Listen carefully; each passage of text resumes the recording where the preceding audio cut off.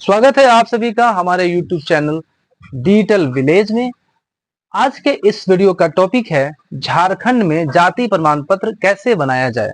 यदि आप अपने घरों में बैठकर अपने फोन्स, अपने टैब्स या फिर अपने लैपटॉप से खुद ही जाति प्रमाण पत्र बनाना चाहते हो, या फिर आप नए विलेज हो और अभी अभी आपने प्रज्ञा केंद्र या कॉमन सर्विस सेंटर शुरू किया हो और आपने झार सेवा आईडी ले रखी हो, लेकिन आपको यह समझ नहीं आ रहा है कि जाति प्रमाण पत्र कैसे बनाया जाता है, तो आप इस वीडियो को बिल्कुल भी स्किप ना करें और मैं आपको पूरा डिटेल पॉइंट टू पॉइंट बताऊंगा कि कैसे बनाया जाता है झारखंड का जाति प्रमाण पत्र। सबसे पहले आप अपने फोन में अपना कोई भी ब्राउजर होगा उसको ओपन कर लें और उसमें जाकर सर्च बार में आप टाइप करें झार सेवा लॉगिन। जैसे ही आप झार सेवा लॉगिन टाइप करेंगे तो आपको यहाँ पर जो फर्स्ट लिंक मिलेगा उस पर क्लिक करिए और फिर लॉगिन पर क्लिक कर दीजिए। लॉगिन पर क्लिक करने के बाद आपको अपना क्रेडेंशियल भरना होगा, यानी लॉगिन आईडी और पासवर्ड भरना होगा। जिन लोगों को झार सेवा आईडी नहीं मिला हुआ है, मैंने उनके लिए एक अलग वीडियो बना दिया है कि कैसे सर्विस प्लस की आईडी यानी झार सेवा आईडी आप अपने फोन से खुद ही प्राइवेट आईडी बना सकते हैं, जिससे आप अधिकतम 10 प्रमाण पत्र अप्लाई कर सकते हैं। तो अभी मैं फिलहाल मेरा आईडी बना हुआ है, तो मैं आपको अभी उसी आईडी पर काम करके दिखा रहा हूं। अपना लॉगिन आईडी और पासवर्ड फिल करने के बाद आपको कैप्चा फिल करने के लिए बोला जाएगा। तो आप जो कैप्चा होगा उस कैप्चा को फिल करके सबमिट कर देंगे। जैसे ये सबमिट होगा, यह पेज सर्विस प्लस का ओपन होकर आएगा, जिसके लेफ्ट कॉर्नर में आपको दिखेगा apply for services, view status of application and manage profile. तो अभी आपको अप्लाई फॉर सर्विसेज पर क्लिक करने के बाद उसके नीचे स्क्रॉल करने पर आएगा view all services. View all services पर जब आप क्लिक करेंगे तो यहाँ पर पूरा पेज ओपन होके आएगा। तो फर्स्ट पेज में आपको, अभी मैं फिलहाल एससी के लिए बना रहा हूँ जाति प्रमाण पत्र, तो एससी के लिए फर्स्ट पेज पर नहीं, मैं सेकंड पेज पर जाऊंगा। 20 नंबर पर यहाँ देखिए है caste certificate for schedule caste, तो उस पर मैं क्लिक करता हूं तो यह पेज ओपन होकर आएगा। ध्यान रखें कि आपको सिर्फ आधे घंटे का समय ही दिया जाएगा। इसके लिए आप पहले से ही जो सेल्फ डिक्लेरेशन फॉर्म होता है उसको भर के उस पर फोटो चिपका के उसका एक स्कैन कर लें या फिर फोटो खींच के मोबाइल में सेव कर लें, और उसके बाद आधार कार्ड सेव कर लें और खतियान सेव कर लें। 3 डॉक्यूमेंट आपको कंपलसरी है। अब देखिए कैसे फॉर्म फिल करते हैं। तो सबसे पहले आप यहाँ पर सिलेक्ट कर लें स्टेट और नॉर्मल। सेंट्रल सेलेक्ट नहीं करना है, तत्काल भी सेलेक्ट नहीं करना है। तत्काल सेलेक्ट करने के बाद उसका जो है बनवाने का नियम थोड़ा चेंज हो जाता है। तो अभी मैं नॉर्मल जो है एप्लीकेशन के लिए अप्लाई कर रहा हूं। तो स्टेट और नॉर्मल सेलेक्ट करने के बाद अब मैं आपको फॉर्म फिल करके दिखाता हूं। मैं एक महिला का यहाँ पर बना रहा हूं। तो ऐसे देखिए, आप उनका पूरा नाम भरिए। यहाँ पर ये महिला है तो मैंने फीमेल सेलेक्ट किया। आप जो भी हो, मेल या फीमेल, आप वो सेलेक्ट कर लें। उसके बाद डेट ऑफ बर्थ में जाएं। डेट ऑफ बर्थ इसी फॉर्म में खुलकर आएगा, आप डायरेक्ट नहीं भर सकते हैं। तो जो भी आपका डेट ऑफ बर्थ होगा आप यहाँ पर date of birth year select कर लेंगे। ईयर सिलेक्ट करने के बाद मंथ सिलेक्ट करेंगे। उसके बाद जो तारीख होगा उसको सिलेक्ट कर लेंगे। उसके बाद जो आपका कॉन्टेक्ट नंबर होगा वो कॉन्टेक्ट नंबर यहाँ पर फिल कर देंगे। कॉन्टेक्ट नंबर फिल करने के बाद ईमेल आईडी फिल करें। अगर आपका प्रज्ञा केंद्र है तो आप खुद का भी ईमेल आईडी कस्टमर का जाति प्रमाण पत्र बनवाने में फिल कर सकते हैं, कोई दिक्कत नहीं होता है। उसके बाद कैटेगरी ऑलरेडी सिलेक्टेड है, जाति आप सिलेक्ट करेंगे। जिस जाति का बनाना होगा उसका फर्स्ट लेटर आप टाइप करें तो वो आपको सामने स्क्रॉल होने लगेगा, खुलकर आ जाएगा, उसको आप सिलेक्ट कर लें।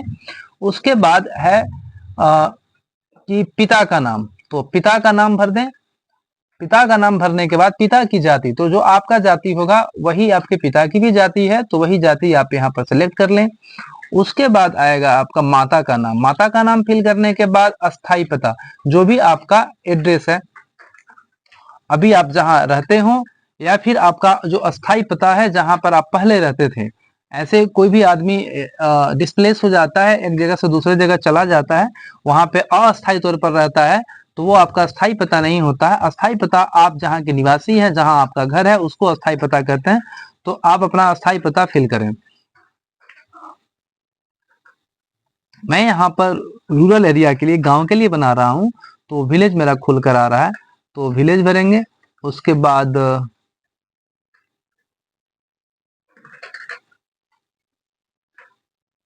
चलिए विलेज फिल हो गया। विलेज के बाद कंट्री, कंट्री इंडिया सेलेक्ट कर लेना आपको। उसके बाद स्टेट, झारखंड ऑलरेडी वहां पर दिखते रहेगा आपको। अभी आपको डिस्ट्रिक्ट सेलेक्ट करना है। डिस्ट्रिक्ट मेरा गढ़वा है, मैंने गढ़वा सेलेक्ट किया। उसके बाद सब डिस्ट्रिक्ट कांडी मैंने सेलेक्ट कर लिया। फिर अब पूछेगा पुलिस स्टेशन का नाम, तो पुलिस स्टेशन मेरा कांडी है, मैंने वो फिल कर दिया। फिर पोस्ट ऑफिस, मेरा कस्टमर का जो पोस्ट ऑफिस है मैंने वो फिल कर दिया। फिर मोहल्ला टोला अगर अलग है गांव से तो उसको फिल कर दें, नहीं तो सेम भी डाल सकते हैं। उसके बाद जो आपका पोस्टल कोड होगा, पिन होगा 6 डिजिट का, वो पिन आप यहाँ पर फिल कर दें।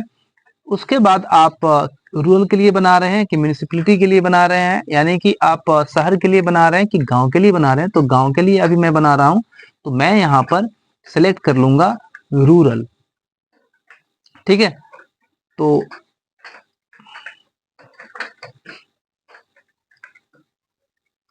रूरल पर जैसे ही सेलेक्ट करेंगे फिर से आपको ब्लॉक वगैरह चूज करने के लिए आएगा। मैं ब्लॉक सेलेक्ट कर लिया। ग्राम पंचायत का नाम आएगा, ग्राम पंचायत सेलेक्ट कर लीजिए। उसके बाद फिर आपका विलेज का नाम आएगा, विलेज सेलेक्ट कर लीजिए। फिर नीचे ये आपको ये वाला नहीं भरना है, ये भराएगा ही नहीं, ये ऑलरेडी क्लोज रहता है। आप इसको छोड़ के नीचे आ जाइए। नीचे आपको प्रेजेंट एड्रेस, यानी कि आपका जो करंट एड्रेस है उसको फिल करना है। तो या तो आप, आपका यदि दोनों सेम है तो सेम भर दो, या फिर यदि आप अपने जो अस्थाई पते हैं उससे कहीं अभी अलग रहते हैं तो आप उसको फिल कर दें। तो अभी एड्रेस इसको अच्छी तरह से फिल कर दें, जैसे अस्थाई पता वाले में किया था वैसे ही इसमें भी फिल कर दें। फिर से आपको वही चीज करना है, पुलिस स्टेशन आपको लिख देना है और पोस्टल कोड फिर फिल कर देना है। पोस्ट ऑफिस के साथ मेरा पोस्ट ऑफिस देखिए कुशा है और पिन मेरा 822120 यहाँ पर मैंने फिल कर दिया। उसके बाद आएगा डिक्लेरेशन। डिक्लेरेशन के लिए आप इसको यस पर टिक कर दें। यस पर टिक करने के बाद नीचे वर्ड वेरिफिकेशन कैप्चा कोड आएगा, कैप्चा कोड फिल करें अच्छी तरह से। ये देखिए मेरा captcha code J5H, yes, submit कर दें। देखिए मेरा गलत हुआ था, क्या गलत हुआ था, मैंने वैवाहिक स्थिति को छोड़ दिया था। तो वैवाहिक स्थिति यदि मैरिड है तो मैरिड, अनमैरिड है तो, यदि शादी नहीं हो तो अनमैरिड पे कर दें। यहाँ शादीशुदा लेडीज का है तो मैंने कर दिया मैरिड पर क्लिक। अब मैं सबमिट कर देता हूँ। सबमिट करने के बाद अब आपको एड नेक्स्टर आएगा, यानी जो डॉक्यूमेंट आपने पहले से स्कैन करके रखा हुआ है उसको यहाँ पर अपलोड करना है। इतना ध्यान रखें कि जो डॉक्यूमेंट होगा वो 500 KB से नीचे का होना चाहिए। 100 से लेके 500 KB तक उसके बीच में आप रखें। सपोर्टिंग रिलेवेंट डॉक्यूमेंट सिलेक्ट करिए और जो आपने नाम से उसको सेव करके रखा हुआ है, यहाँ पे आधार कार्ड, जो कस्टमर है उसके आधार कार्ड को यहाँ पे आप यस अपलोड कर दीजिए। मैंने उनके नाम से यहाँ पर एक फाइल बना के रखा हुआ है तो मैं उसको यहाँ पर अपलोड कर दे रहा हूँ। उसके बाद फिर प्रूफ ऑफ ऑर्डिनरी, इसमें भी आपको आधार कार्ड ही करना होगा, या अगर आपके पास कोई और डॉक्यूमेंट तो भी आप कर सकते हैं। उसके बाद फिर आपको आएगा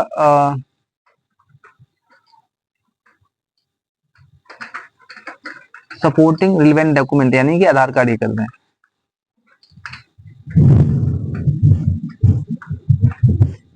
चलिए इसके बाद खुल के आ रहा है proof of caste. Proof of caste के लिए आपको खतियान को अपलोड करना होगा। जो मैंने खतियान यहाँ पे उनके नाम से एक फाइल बना कर रखा हुआ है, तो अभी खतियान को ओपन कर दें, ओपन करें, यहाँ पर वो अपलोड हो जाएगा।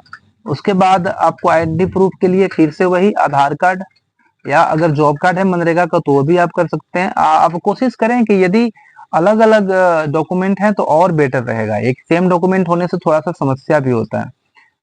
सेल्फ डिक्लेरेशन फॉर्म, जो आपने फॉर्म जो रहता है जाति का, जो आपको आपके पास होगा, पीडीएफ में नहीं होगा तो मैं वो भी आपको पीडीएफ फाइल भी भेज सकता हूं अगर आप मुझे डीएम करें तो, ठीक है।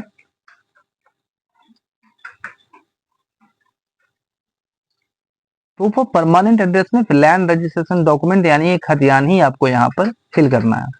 अब सारा जो डॉक्यूमेंट है वो अपलोड हो चुका है। सारा डॉक्यूमेंट जैसे अपलोड होगा, अभी आप यहाँ पर सेव एनेक्सर पर क्लिक कर दें।